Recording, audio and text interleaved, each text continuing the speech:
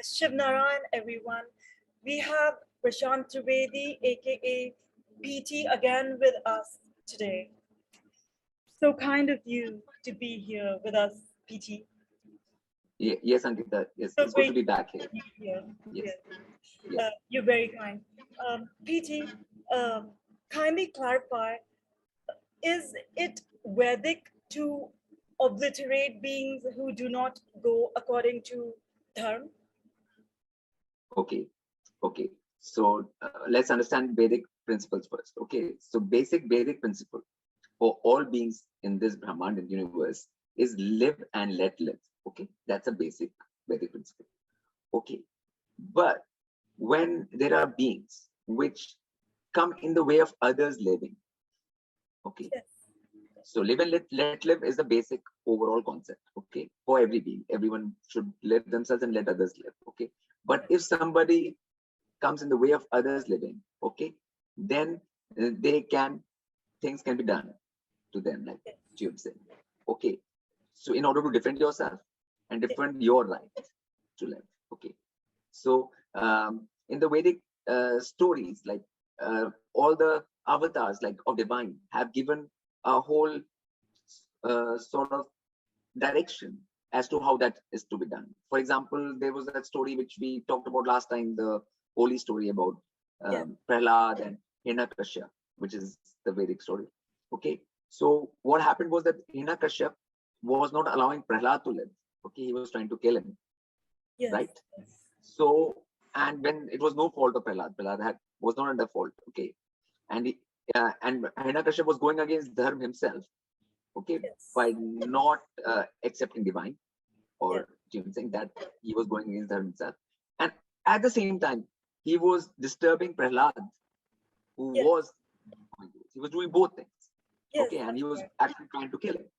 Okay, now in that case, the nursing avatar took place, and nursing avatar, what you said, obliterated or killed Hiranyakashipu.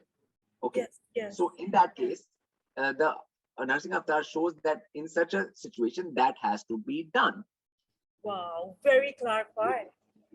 So that is the Vedic. So that avatar has made it very clear that in a situation like that, it has laid down a barometer, a principle that in a situation like that, that is the action which is the correct action, which is the righteous action, which is the correct action. Okay, what was done with Hiranyakashipu by nursing avatar. Okay, so that's eventually that makes the Vedic thing very, very clear. Okay, like what has to be done. Yes. Okay. So killing is not a villainous thing altogether, according to Vedic. Okay. Yes. Like if killing was a villainous thing, then all of our avatars like Ram, Krishna, Parashuram, all of them will be villains.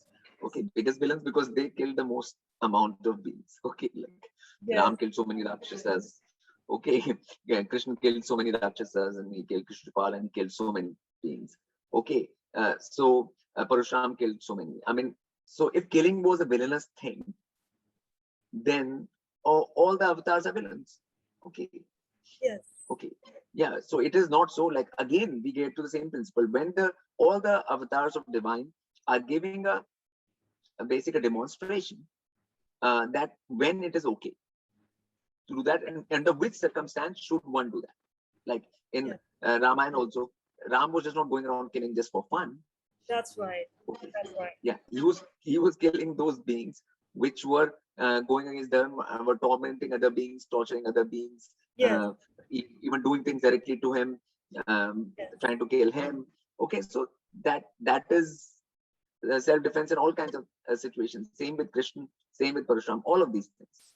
Okay, so when there is a need and a situation, like you have to do that, and that is part of Vedic. Yeah, and that all Vedic things show that in all the history of this Brahman, it has been shown by the avatars. Yes. So initially, it is Vedic to just live and let live, but then when it's required, when someone is attacking you unnecessarily or going around killing beings unnecessarily or disturbing them unnecessarily, then taking action against them is required. obviously required. I mean, you have to defend. We have, Like, yeah, yes. yeah, defending is not un-Vedic. Okay. Wow, very kind Yeah. of you to clarify. Yeah. Yeah, and that is not even called ahimsa. Like in that, like that is called self-defense. Okay, ahimsa is like when you start something. Okay, Yes. Ram, Krishna, none of these people started anything themselves. They Yeah. were not going out of their way to harm anybody or try to do anything to anybody. These beings were coming towards them and they were challenging them. They were that thing. That's like, right. Yes. It's not like you're looking for trouble. You're not looking for trouble. You're not trying to that thing. You are trying to take care of yourself in Vedic and be nice to everyone else too. Okay, that is the thing. Yes. But if the other beings are not like that, Yes. and they are like for example, if you have a cow, okay, and you have a place, you have a cow, and somebody wants to kill your cow, Yes. and come and kill your cow, then you will have to defend the cow, and you have to defend yourself from that being.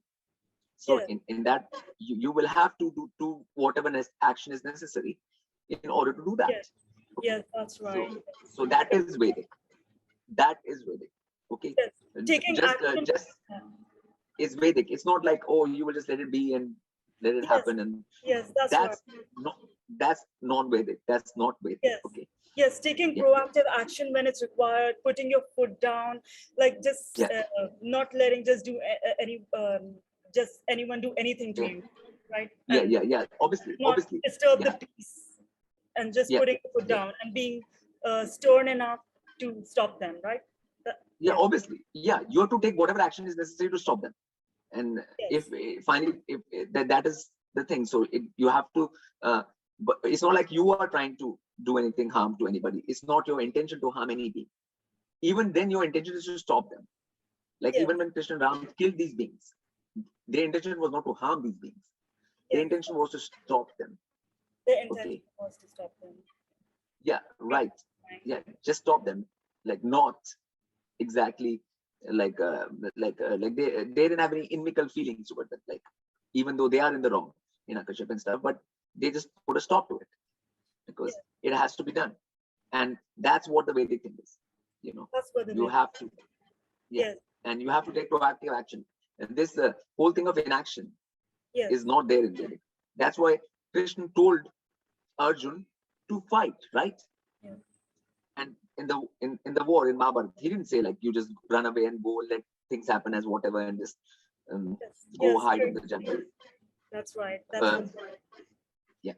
So yes, you're very. So the Vedic message is very clear in this regard. Like anybody who is saying anything else, they are not going as per Vedic. Like Vedic message is very clear about this. Very clear. Very clarifying, because nowadays beings don't want to raise their voice to stop adharm or just you're very kind. So they are always giving excuses to not fight adharm. Like they say, ahimsa no dharma. So what do you have to say about that? Kindly clarify. Okay. Ahimsa means live and let live. Okay.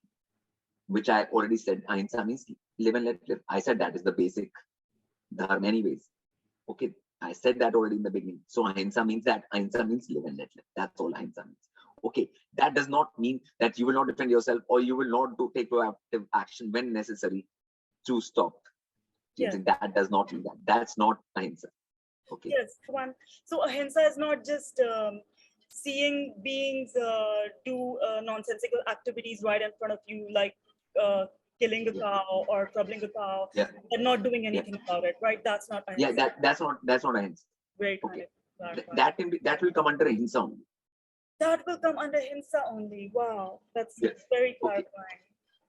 Okay, so and why beings are saying these kind of things right now, and why beings say these kind of things, because they themselves are another. Yes, they're themselves. I mean, you can't fight adharm when you are yourself another. Yes, you're very kind. So that's where cowardice comes from. Cowardice. Yes, obviously, cowardice comes from actually not being in them. Like nobody is like hardly any beings are going as per Vedic principles or living as per that. So they don't actually have any ground to stand on. Yes. To do anything. to actually. Yes, So you're very kind yes. to clarify. So that's why they hide behind misinterpretation of Sanskrit terms like ahimsa. Okay. Wow, very clarifying. That's right. Yeah. Yeah. Yes. Yeah.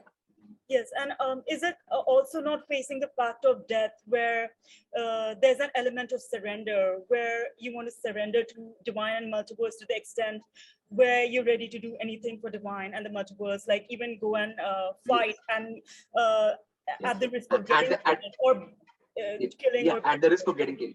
Yes, yeah, yes. Obviously, that's exactly what happened with the Krishna and Arjun. Krishna told Arjun exactly the same thing, that you have to fight. You might die, but that doesn't matter. Like Jim saying, that's you will right. die. You die doing fighting for a good cause, like for dharma only. Jim saying. Yes, So first you have to be following dharma yourself. You have to follow dharma yourself. Then only you can fight for dharma. Okay. yes, So that's right. so Arjun had to first follow dharma himself, which he was doing since childhood. Okay, and then he had to fight for it as well when the Yes, need that's came. right. Yeah. Yes, And to surrender to divine. And yes, actually, if he did not fight at the time, that would be Hinsa. yes, that would be Hinsa. Yes, yes, very Yeah. kind of clarify. Because if Yeah. a being is doing the right actions all of their life, they're not going to be Yeah. afraid of death in the first place because they know that Yes. after they die, they're going to be in a better place. So all Yes. that is going to Yes. help them move forward and just do the right action no matter what, right? Yeah. Yes. And that concept is also from Vedic only. Only Vedic tells that if you die like that, you go to a better place. Where is that knowledge coming from? That is Vedic knowledge only. Okay. So Vedic is very clear about all these things. In Gita, it's very clear. In all the stories before, it's very clear. Everything is clear by the avatars. And that's why, like even when Krishna killed so many beings and Ram killed so many beings, they were not called Hinsak. Yes, that's right. That makes total Yeah. sense. That makes total sense. They were not called Hinsa, like James Yes, saying. And they are not Hinsa, they are James not. saying. Yes. Yeah, yeah. So they are that is real ahimsa, like James Wow, saying. that is Yeah, real ahimsa. yeah. Beautiful clarified. So once that is clear, it's not this modern definition which has been this fake definition, which has been Yes. put in by people, yeah, who are not following dharma themselves, who are cowards, and who Yeah, actually are willing to do things for some gain out here that's right. on this plane, like, Yes, and that's all. Like, yes, it's nothing to do with real anything. yes, yes. Very kind Yeah, of you to clarify. So, yeah, Dharma is actually a very important concept according to Vedic Sanatan. yes, yes. Dharma, yudh. Okay, you means you're fighting for dharma. Okay, Yes, so once you practice dharma, okay, yes, dharma means like aligning with the divine will, with the multiversal will. That's dharma. that's Dharma. Once you do that yourself, then you have to fight for it. You have to show that you're following it by fighting for it. Okay. Wow, beautifully clarified. Beautifully clarified. Yes. So obviously, once you are aligning with it, then obviously when the time comes, you can't run away. Like if you're going to run away at that time, then you will be actually not following the multiversal will at that time. So Wow, so wow. from dharma, you will go into adharma. That's right. Okay. Yes, yes, Yeah, you will go from righteousness to unrighteousness. yes, Okay, you yes, will move from that. So yes, that is just normal thing. Like, so that is yes. uh, so Bible Vedic teach unrighteousness. It teaches righteousness. That's It right. doesn't Yes. teach Taking unrighteousness. proactive action when it's required. Yes. Yeah, yeah, Very yeah. nice. So it always teaches that, and it always teaches that, and it has always taught that.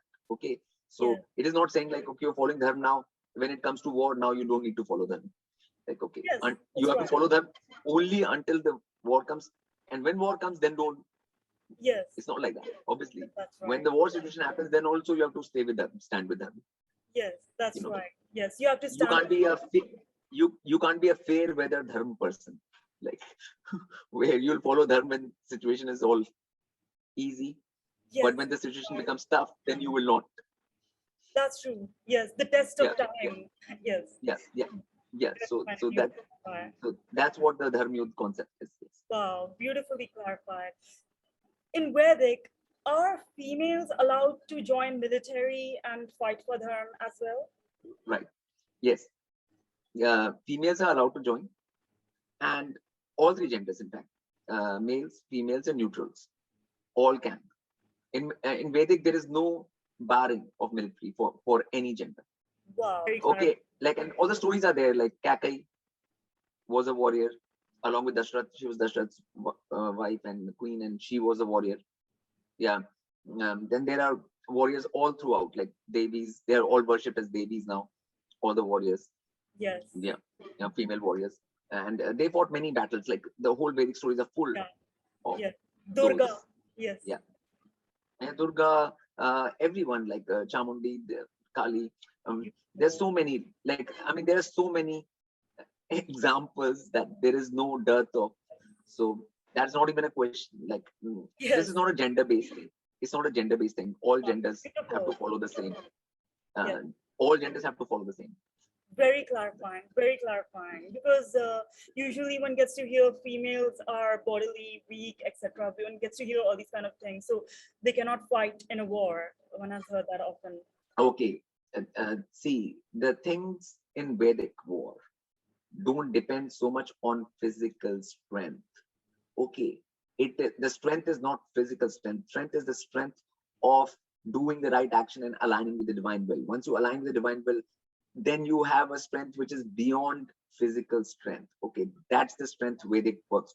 That way, the Kaurav army in Mahabharata was more in number. They had more strength. They had more warriors with more strength. Okay, the Kaurav army. Okay, but the Pandavas won with less army, less strength, less physical strength. Why? Why? Because they were in alignment with the divine will and divine force was with them. So it doesn't depend on that. It depends on the force being on your side. Wow, that's epic. Cool. Very clarifying. And what is the requirement for paramilitary organizations currently for Bharat in the present situation? Okay. So we have to understand what Vedic is about. Okay, and what military is about in that way. Okay, see, the term military in the present context is about discipline, right? Okay, a military person has more discipline than a civilian person, right? Yes. What is the difference right now between a military person and a civilian person in this day and age? Discipline. Okay, military people have more discipline. Okay, now let's go back to Vedic. In Vedic, every being is supposed to have discipline. Yes. Every person, every being has to have discipline. Every being. Yes. So that then for Vedic, like a Vedic person right now will automatically be military by today's standards. Yes. A Vedic person will be a military person by today's standards because Vedic person automatically has discipline, and discipline is the thing which makes military person right now. Yes. Wow. So this is for both people. So the whole thing is about discipline. Okay, discipline is the important thing. So all beings have to be disciplined. Okay, when they're disciplined, then they can defend themselves. They can align themselves with them. They can align themselves with the force. Okay, and so you just don't rely, like in a country which is the Bharat right now. Yes. Okay, that cannot rely just on its army, which is the people it has trained to be disciplined. Yes. Okay, some bunch of people you've trained to be disciplined. Yes. The whole country. Yes. Every people there, regardless of their gender. Yes. Okay, have to be disciplined. Have to and become okay, and then that will create a army of dharma, of Vedic army, of disciplined beings. Okay, so that is an army also. You know what I'm saying? And that is an important thing. Okay.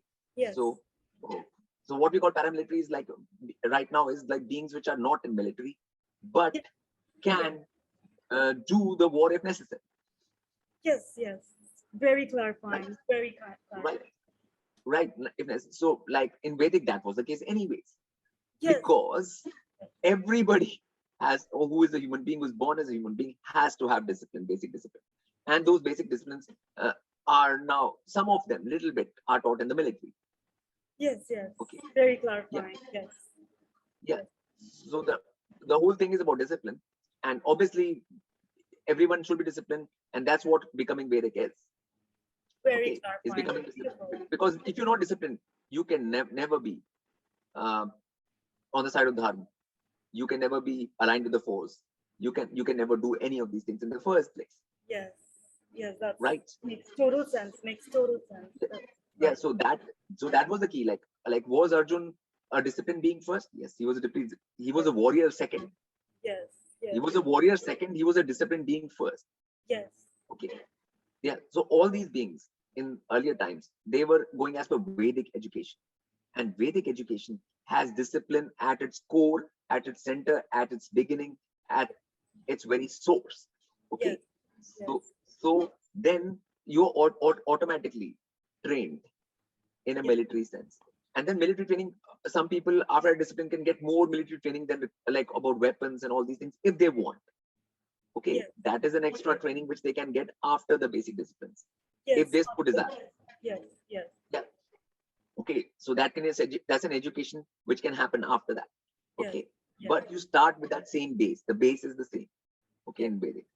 Okay, so that is what people have to understand, and that is the need of the moment. Like in this day and age, right now, like in this place, the land, everyone has to get to that discipline. Yes, the basic discipline. The basic discipline. Yeah, and to align with the Vedic flow, to become Vedic. Yeah. Like that's what this challenge called from Hindu to Vedic. And if beings become Vedic, actually do the thing, they become Vedic, then they'll all be disciplined. Okay. Yes. So then they are all part of the Vedic army. They're all that thing, they're all useful. Yeah. Becoming Vedic means becoming disciplined. Yes. And which is by today's standard becoming military. Yes, military, yes. Yeah. Very kind of you to clarify. Wow, so kind of you to clarify everything so beautifully. You're a true Vedic warrior. Such a pleasure to hear you explain and clarify. Yes. Kind of fun. Yes.